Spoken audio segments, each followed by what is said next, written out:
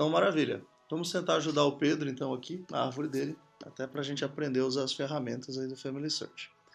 Então, entrar no sistema, a primeira coisa, aqui em cima à direita, se você não tem uma conta gratuita. Se você tem, já entra com seus dados. Entrei na minha própria conta.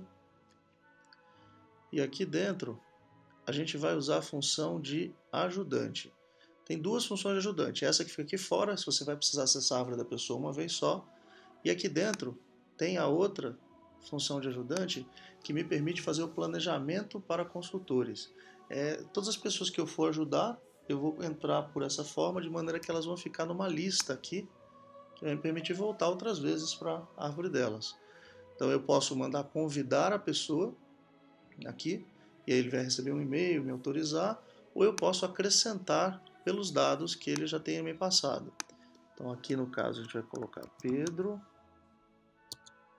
Santos, e aí os últimos 5 números do número de membro.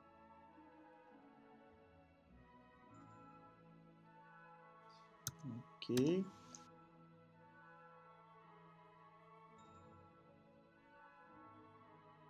E aí aqui a gente coloca ou o nome de usuário ou a data de nascimento. Seu nome de usuário é...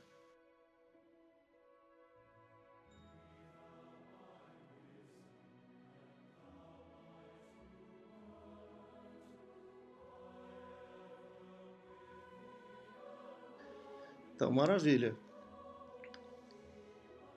Entrando, vamos ver. No momento que ele cadastrar você, Pedro, o que eu vou ter aqui é o seu nome dentro da minha lista. Então, toda vez que a gente precisar falar da sua árvore, ou que eu precisar te ajudar a pesquisar nela, eu vou usar aqui. E ele diz para mim que eu tenho acesso à sua árvore até 5 de junho de 2018. Então, esse é o tempo que eu tenho.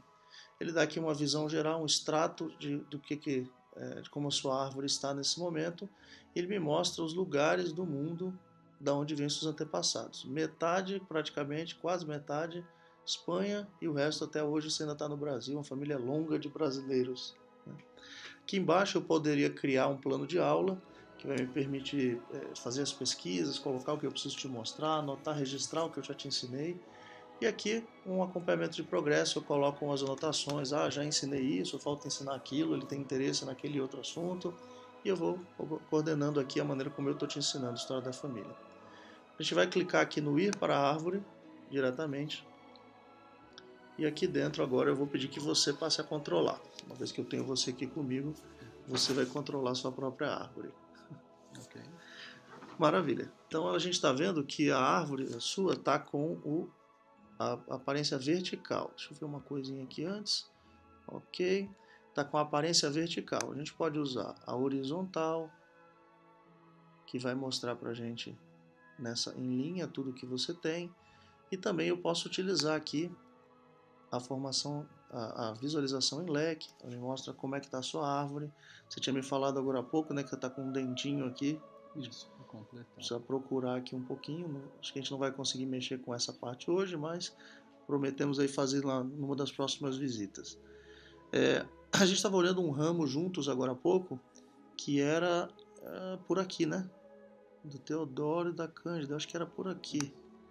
Vou ir um pouco mais para longe, eu quero mostrar para você. Eu vou mostrar, na realidade, duas coisinhas interessantes que a gente pode fazer com um ramo como esse. Então, opa, peraí, fiz bobagem. Clicamos aqui, ok. O Joaquim é o último desse ramo. Joaquim Manuel Frazão. Então eu quero te mostrar a visualização aqui de descendência. Por favor, volta a controlar que eu já assumi sem querer. Okay. Então você vê que ela mostra a partir do João Frazão para baixo, do Joaquim Frazão, para baixo, todas as pessoas. Só que a gente precisa ver um pouquinho melhor. Então vamos lá em cima à direita em mostrar. E a gente vai desabilitar retratos. Aí, perfeito. E aí a gente vai escolher lá em cima, no meio, 4 gerações. Então ele vai pegar a partir do Joaquim Frazão para baixo, 4 gerações, e vai mostrar tudo o que tem para ser feito nessa árvore. Então, começando já pelo Joaquim Frazão, a gente vê aqui no íconezinho azul, clica para a gente. Ele mostra um registro sugerido, ou seja, algo que a indexação encontrou E ele está sugerindo que provavelmente pode ser essa pessoa. Então você pode analisar cada um desses e às vezes você vai encontrar um filho que você não tinha desse casal, outros irmãos, às vezes um obituário de alguém, e aí você vai ter uma dezena ou mais de pessoas para você colocar. Esse é muito interessante, esse ícone azul. Esse aqui indica que essas ordenanças já estão em andamento, você já fez tudo, falta só o selamento aos pais. E aqui, se eu parar em cima, ele me diz que não está disponível. Por quê? Porque a gente não tem os pais dele, uma vez que esses são os últimos dessa linha. No caso do selamento ao cônjuge, aqui está dizendo que foi impressa pela Raquel. E aí a gente, que é a sua esposa, né? Filha. Sua filha? Ah, legal. Então ela está aqui, ela está faltando realizar, mas já imprimiu o selamento desse casal. Maravilha. Vamos selar os dois, né? Para eles não ficarem solteiros lá do outro lado. Com certeza. Então tá. Aqui, esse outro ícone, ele vai aparecer sempre que são sugestões de pesquisas. E no nosso caso, como você não colocou as fontes de onde vieram essas informações, ele está te pedindo. Ele sempre vai ficar aqui aparecendo até a gente completar esse tipo de coisa. O ícone verde é o que a gente mais procura. Ele indica alguém que está pronto para receber as ordenanças. Nesse caso, já foram feitas todas, exceto o selamento aos pais da Rosa.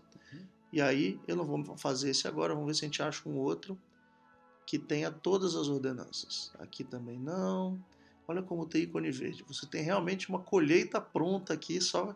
Engraçado, no Family Search é quando a gente colhe quando está verde, né? É diferente das outras colheitas. Tá faltando bastante selamento. Acho que um diazinho lá no CHF, na sala de selamento, já resolve. É porque eu completei agora as investiduras de todos eles. Sim, então agora sim. O próximo passo vai ser o selamento. Legal. Aqui a gente achou um que está com todas as ordenanças disponíveis. Sim. E nesse caso, como ele nasceu em 1907, está requerendo permissão. Sim. A gente vai falar da regra dos 110 anos daqui a pouquinho. Mas olha só, esse aqui, ano que vem você já vai poder fazer. Está faltando só terminar esse ano, então anota aí para você não esquecer depois. Certo. Vamos para aqui o Durval, 1909. Aí eu tenho a Alzira, 1913. Vão ter que esperar mais um pouquinho esses dois. Aqui, 1915. Vamos pular para cá, que temos a Umbelina. Umbelina está falando que existem repetições. Certo. A gente entraria lá no registro dela, possíveis repetições, e veria se tem alguma coisa disponível. Vamos fazer isso? Então, para fazer isso, eu vou sair daqui, clicar na Umbelina. Eu gosto de segurar o Ctrl no PC ou no Mac, segurar o Command e apertar para ele mostrar a janelinha do lado. Aí eu vou agora abrir a janelinha do lado e a gente vai mostrar a Umbelina. Maravilha, aqui está a Umbelina, saúde, né? Nem dei saúde. Aqui a gente tem a Umbelina e ele falou que tinha possíveis repetições, então a gente vai clicar aqui, ó, possíveis repetições. Clicamos nela, aí tem a Belina Maria da Silva e outra Belina Maria da Silva. As duas casadas com José Pedro. É Umbelina, né? Pois é, podia ser um erro de nome, né? Sim. No passado a gente tem que lembrar que as pessoas elas faziam tudo manualmente. Então, às vezes alguém disse Belina, porque era como ela era chamada, ao invés de Umbelina, como ela teria sido registrada, e a outra pessoa que foi registrar registrou errado. Então, podia ser o nome diferente, não seria uma razão suficiente para a gente achar que não é ela. Mas nesse caso, essa aqui é casada com José Pedro e essa também. E a sua é casada com Joaquim. Sim. Então, nenhuma das duas vai ser a nossa. A gente vai marcar nas duas que não é uma correspondência. Deixa eu diminuir um pouquinho aqui para eu conseguir marcar que não é uma correspondência. Mesma coisa na outra. Opa, não, peraí. Voltando. Deixa eu voltar. Mesma coisa na outra, não é uma correspondência. Não é uma correspondência. O nome não era e a pessoa, o marido não era. Voltamos para Umbelina. E aqui em cima agora a gente tem o íconezinho verde e as ordenanças liberadas. Vamos fazer a liberação da Umbelina. Ele vai liberar todas as ordenanças dela e o selamento com o José Pedro das Neves. Daqui a pouco a gente vai ver como é que está a situação do José. Por enquanto vamos concentrar aqui na Umbelina. Aqui ele me mostra, e essa aqui ele vai me pedir para assinar no final, dizendo assim, ó, li e cumprirei as normas. Então é importante a gente entender essas normas. Vou começar pela de baixo, que é a regra dos 110 anos. Essa regra é que para que eu realize uma ordenança por alguém que nasceu nos últimos 110 anos, ou seja, de 2017 voltando até 1907, eu tenho que ser um parente próximo dela, um familiar direto ou do núcleo familiar dela. Quem é o núcleo familiar da pessoa? É a seguinte. Vamos lá. Cadê? Aqui, ó. Um cônjuge do qual ela não esteja divorciado. Um filho adulto. Um pai ou uma mãe. Um irmão ou uma irmã. Então lembra, tem que ser conectado diretamente. Ou os pais, que são os de cima, ou os filhos, que são os de baixo, ou o cônjuge, que é o lateral, ou os irmãos, que é do outro lado. Então tem que ser conectado diretamente a mim. Nesse exemplo, um tio, por exemplo, eu não posso realizar as ordenanças por ele se ele tiver nascido nos últimos 110 anos. A não ser que eu tenha uma permissão de alguém. Foi aquilo que a gente viu lá em cima, que agora há pouco está permissão. Então eu posso pedir permissão para alguém. Para quem? Para alguém que seja conectado diretamente àquela pessoa. Então nesse caso aqui, a gente está obedecendo essa regra, uma vez que a pessoa tem mais de 110 anos de vida. Vamos subir um pouquinho. E ali falou da aprovação verbal que ela é aceita. Né? Ah, boa pergunta. A aprovação verbal ela é aceita quando você tem um parentesco sanguíneo com aquele indivíduo. Então seu tio, vamos dizer que seja irmão do seu pai, vocês têm um parentesco sanguíneo. Se o parentesco não for sanguíneo, ou seja, vamos dizer que seja... Fora da Exato, família. Exato, ou seja, vamos falar... amigo. E aqui uma informação importante, aliás. A esposa de um parente sanguíneo, a gente considera sanguíneo também para efeitos dessa regra. Certo. Então vamos dizer, a esposa do seu tio também era considerada sanguínea. Quando eu falasse agora dos pais dela, os pais dela não são parentes sanguíneos, nem são casados com alguém que seja parente sanguíneo. Então, nesse caso, eles são parentes não sanguíneos e para eles eu precisaria de uma autorização por escrito para fazer as ordenanças. Ficou claro? Okay. Então, maravilha. Vamos passar para a segunda regra agora. Por quem você pode fazer as ordenanças? Olha só que legal. Você é responsável por enviar nomes das seguintes pessoas: membros da família imediata, antepassados diretos, que são seus pais, avós, bisavós e assim por diante. Ou seja, você tem um parentesco sanguíneo com ele em linha direta ascendente. Esses você é o responsável por realizar. Além disso, ele está dizendo para a gente que você também pode enviar nomes das seguintes pessoas: linhagens familiares biológicas, adotivas ou de criação. Sabe aquela pessoa que foi criada por uma amiga da família, porque os pais faltaram, vieram a falecer? Sim. O indivíduo pode colocar essa pessoa na sua árvore familiar, realizar as ordenanças por ela e pelos antepassados dela. Então a gente considera, nesse caso, a relação de criação que essas pessoas tiveram durante a vida. A mesma coisa adotiva ou biológica. Você pode ter todas as árvores lá, não precisa escolher uma ou outra. Ok? Próximo item, olha. Linhagens familiares colaterais. A gente estava falando tios, tias, primos, primas. Aí você vai me perguntar, mas e a regra dos 110 anos? Tem que obedecer também. Sim. Mas às vezes você chegou a um antepassado lá em 1800. E aí você pode fazer as ordenanças pelos tios, primos e outros familiares deles, independente se são ascendentes diretos seus ou não. Ok? Descendentes dos seus antepassados. Você também pode fazer ordenanças por eles. Digamos que você chegou lá num trisavô seu na Alemanha. Aí você tem o seu bisavô que é filho dele. Mas todos os outros irmãos você também pode fazer ordenanças e pelos todos os descendentes deles. Seus próprios descendentes, está claro. E agora o mais legal de todos. Você também pode realizar ordenanças pelos seus possíveis antepassados. Olha só quem são esses. Pessoas que têm um provável parentesco que não possa ser verificado porque os registros são inadequados. E aí vamos ver se a gente está entendendo certo? Como no caso de pessoas que têm o mesmo sobrenome e residiram na mesma região dos seus antepassados conhecidos. Então, digamos, eu vi na sua árvore, por exemplo, os caparrós. Aí de onde são os caparrós? De Almeria, na Espanha. Almeria, na Espanha. Chegou em Almeria, na Espanha, encontrou caparrós, é seu parente, até que se lhe diga o contrário. Então, obedecendo-se à regra dos 110 anos, ou seja, se eles já nasceram há mais de 110 anos atrás, qualquer caparrós nascido em Almeria, você pode realizar as ordenanças. Okay. Legal, né? Esse é aquele segredo da pessoa que vai ao templo com muitos nomes, ou que consegue fazer ordenanças todas as semanas para os seus antepassados. Porque você está obedecendo a regra dos 110 anos, ou seja, pegando pessoas só que nasceram antes de 1907, no caso agora de 2017, e também são com o mesmo sobrenome da mesma região. Mesma região pode ser considerada a cidade, aquele grupinho de cidades ali.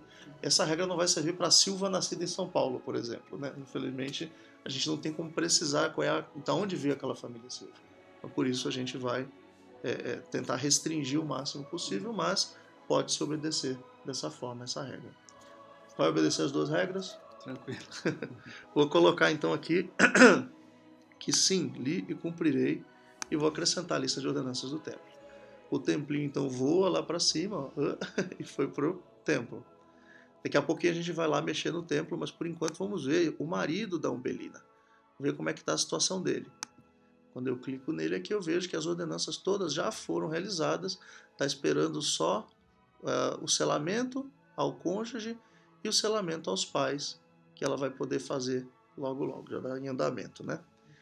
Maravilha. Vamos voltar lá então para a tela anterior, ver se a gente tem mais alguém que a gente consegue liberar. A Umbelina a gente liberou, estava esperando aí há uns bons anos, olha, de 1859 até agora. Vamos para baixo, vamos ver. José Neves a gente já viu, é o caso do selamento aos pais que está em andamento. Vamos ver quem mais. Eu tenho aqui o Teodoro. Possíveis repetições. Não vou entrar nesse, a gente já mostrou como é que faz. Depois você faz em casa, você já aprendeu. Maria Godoy, tem só um selamento. Podia mandar, vou deixar para quando você desafogar um pouquinho. Aqui a outra Teodora, também selamento. Aqui outro selamento. Tem um amarelinho aqui, é uma coisa diferente para nós. Só que nesse caso, eu já vi que ele é... vamos ver aqui. Deixa eu ver. Ele é irmão do José Pereira. Deixa eu ocultar aqui. Eles são filhos do Belarmino e da Benedita. Então, eu tenho que um dos filhos nasceu em 1914. Os outros provavelmente nasceram perto disso. Então vão estar dentro da regra dos 10 anos. Não vou mexer com eles por enquanto. Aí eu chego aqui na Gertrude. Então vou pular todos esses, porque ainda que eu fizesse uma estimativa, eles estariam perto de 2014, 1914 ali. Vamos ver a Gertrudes. Existem possíveis repetições, podia entrar e resolver. O Emílio, mesma coisa, possíveis repetições. E a Benedicta, prontinha para as ordenanças. Ó, mais um que a gente encontrou. Encontramos duas mulheres. Então aqui ele explica aquelas mesmas regras que a gente já revisou. Vou clicar aqui e cumprirei. Acrescentar lista de ordenanças. E ele já foi para o templo. Então tá. Maravilha. Então revisando, continuando a revisão. Te vê que eu já olhei todos os outros aqui. Esses são aqueles que são por volta de 1914. Por isso eles não vão poder ser feitas as ordenanças agora, tem que esperar mais um pouquinho, ou pedir autorização para um parente direto deles. Aqui para baixo também já olhei, a gente encontra deixa eu ver, Gertrudes tem possíveis repetições para resolver aquilo que a gente viu. Vamos ver se a gente encontra aqui no registro sugeridos dela, ó, tem um registro sugerido dessa Gertrudes dizendo que esse aqui é o casamento dela, casada com o Emílio Antônio Bueno, são eles, ó. Data do evento 1881, como ela é de 61, casou lá com perto de 20 anos, perfeito. Mostra o nome dos pais dos dois. Sim. Então se você não tiver, pode acrescentar, procurar. No caso, se eu entrar aqui no Emílio, eu posso ver se já tem os pais dele. Se eu não tiver os registros ainda, eu posso acrescentar. Se eu não tiver a informação, tem já aqui. Eu também consigo acessar esses registros por aqui. Nesse caso, então, eu vou tentar agora fazer a anexação, ou fazer o anexo, fazer a anexação, não sei. Revisar e anexar é melhor esse registro. E a gente vai fazer isso comparando o que tem na árvore com o que tem no registro. Então tá aqui, esse é a mesma pessoa, a gente já viu. Acrescentar ou anexar. Comparar o próximo, Maria Rosa de Jesus, perfeito, é a mesma pessoa. O Emílio Antônio Bueno, Maravilha. Anexar. E a Gertrudes também, eu tenho uma informação nova, que é o casamento dela. Tinha já aqui, em um outro formato, mas a gente acrescenta aqui como uma fonte agora. Maravilha. Feito isso, terminei. Eu posso voltar lá para o Emílio. E com isso terminamos nosso exemplo. Que a gente agora só precisa entrar e imprimir para o templo. Como a gente separou duas, a gente vai compartilhar uma com outra pessoa. Sabe o nome, o e-mail da sua esposa de cabeça?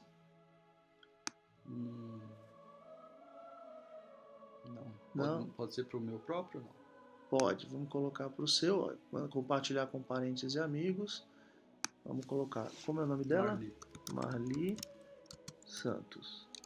Oi. Santos. Fala o seu e-mail. PPS. Desculpa. Fala o e-mail. O e-mail pedrosud63.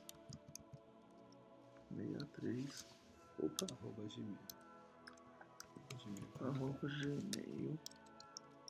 gmail.com. Aí aqui você, como vai ser no seu mesmo, você só vai pedir para ela entrar por conta dela, mas você colocaria aqui para enviar para levar, né? Não enviar. Enviar a gente já está fazendo. Para levar ao templo. Maravilha.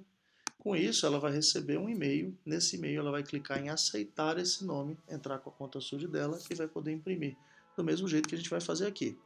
Com, no caso, a Umbelina e com... Ó, tem mais um aqui, vou aproveitar e imprimir junto, que já estava. Imprimir cartões de ordenança familiar. Maravilha, continuar. Ele já gera pra gente. Aliás, ele avisa primeiro aqui em papel branco mesmo, não precisa fazer papel colorido como era no templo.